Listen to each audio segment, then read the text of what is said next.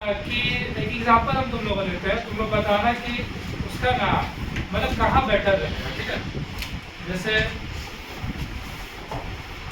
इसको इरेज कर, ठीक है।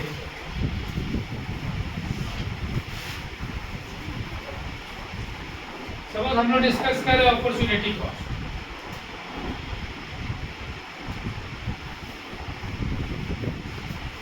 ऐसे सिंपल अभी एक एग्जांपल समझ लो, घर में पढ़ो तो समझ में आ जाएगा। जैसे मान लो किसी पर्सन को जॉब लगा, सपोज नाम है उसका मिस्टर एक्स, ठीक है। उसको तीन जगह से जॉब का लेटर आया। जॉब ए लोकेशन रांची में मिला और वो रांची का ही बनता या बनती है, ठीक है।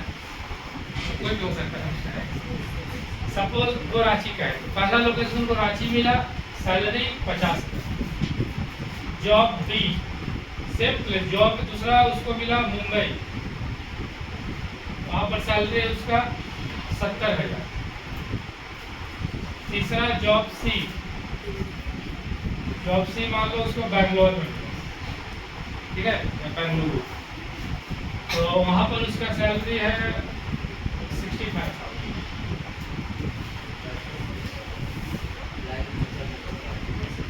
तो अब उस हिसाब से एज ए तुम लोग मिस्टर एक्स एज्यूम करके समझ सकते हो कहाँ पर जॉब करना प्रीफर करते हो। अगर घर रांची में है तो पहला रांची, लेकिन सैलरी तो कम,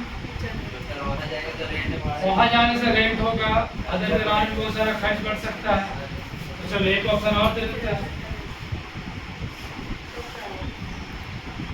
दिल्ली 1 लाख से। अब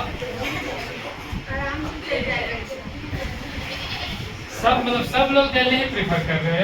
नहीं सर, चलो वो देखो रांची में प्रीफर, कुछ लोग दिल्ली प्रीफर कर रहे हैं, ठीक है। तो अब उस हिसाब से समझो कि अपॉर्चुनिटी कॉस्ट क्या हो सकता है, सबके लिए अलग अलग हो सकता है। मतलब ये कोई फिक्स नहीं है अपॉर्चुनिटी कॉस्ट। यानी अपॉर्चुनिटी कॉस्ट मतलब जो हमको अवेलेबल, मेरे पास रिसोर्सेज जो अवेलेबल ऑप्शन है उसमें जो मेरे लिए बेस्ट ऑप्शन होगा, this is called opportunity cost, जो बेस्ट होता है।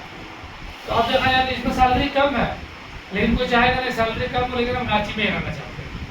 एक होता है ना कि कहीं कहीं का एरिया से उसका अटैचमेंट होता है, वहाँ सैलरी मैटर नहीं करेगा। तो ये होता है अपॉर्चुनिटी कॉस्ट की। अपॉर्चुनिटी क्या बता रहा, तो किसी के लिए एक अपॉर्चुनिटी एकदम ठीक नहीं है, किसी के लिए डी का अपॉर्चुनिटी प्रॉपर अच्छा है।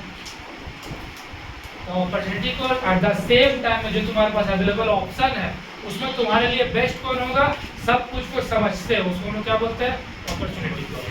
अब बुक में जो मीनिंग लिखा है वो थोड़ा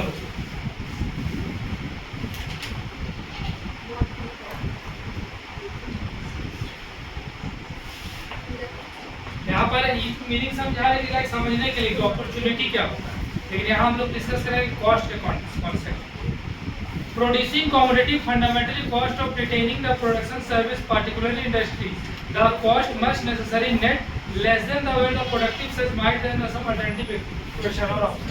मतलब जब कहीं प्रोडक्शन कर रहे हैं उसके जगह पर कोई दूसरा, जैसे मान लो 2 चीज का हम प्रोडक्शन कर रहे हैं और उस पर प्रॉफिट 10 हो रहा है, लेकिन कोई दूसरा चीज का प्रोडक्शन हम करेंगे और सेम खर्च पे, जैसे मान लो 2 चावल से प्रोडक्शन कर रहे हैं, 10 रुपया खर्च हो रहा है, एक में हम 10 रुपया प्रोडक्शन करके 12 रुपया का प्रॉफिट हो रहा है, और एक में से उसमें भी 10 रुपया खर्च करेंगे लेकिन 15 रुपया का प्रॉफिट होगा।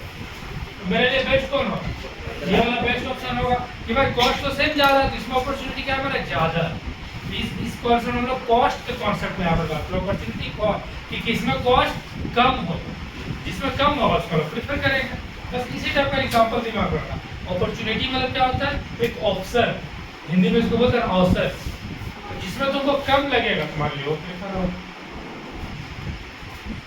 तो ये वाला चैप्टर को करके रखना तुम लोग नेक्स्ट क्लास के लिए, पूरा चैप्टर 1 2, और नेक्स्ट चैप्टर से हो सके कुछ भी नोट्स भी हम तुम लोग प्रोवाइड करें।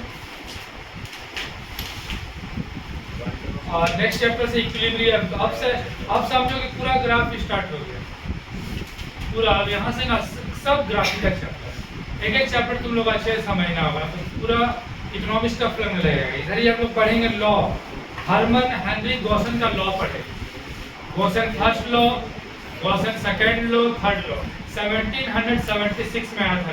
और तुम लोग को इकोनॉमिक्स में हम शॉर्ट नोट देंगे। शॉर्ट नोट बोले तो लाइक 2-2 लाइन में मेन चीज लिखा रहेगा, 2 लाइन याद करो एग्जाम में बना के, तो नोट्स हम प्रिंटेड फॉर्म में रखे हैं, तो मे बी नेक्स्ट वीक हम सब ढूंढ रहे हैं। बहुत सारा नोट्स को हम क्या किया ना, लिख के टाइप करके प्रिंट करवा, क्योंकि हैंड रिटन वाला तो कॉपी खराब हो जाता है, पीडीएफ में रख लिया हमेशा प्रिंट निकालते जाते हैं। तो तुम लोग ये चैप्टर के स्पेशली हम नोट देंगे, और तुम लोग देखना एक एक लाइन पढ़ना समझ आएगा, लेकिन तुम लोग डिटेल फिर बुक से देखना है एक बार, लेकिन वो बस याद करने के लिए। जैसे मान लो यूटिलिटी का मीनिंग हम थोड़ा सा एक लाइन दे दी, यूटिलिटी याद, तो नेक्स्ट क्लास से वो नोट समझना स्टार्ट करेंगे, ठीक है।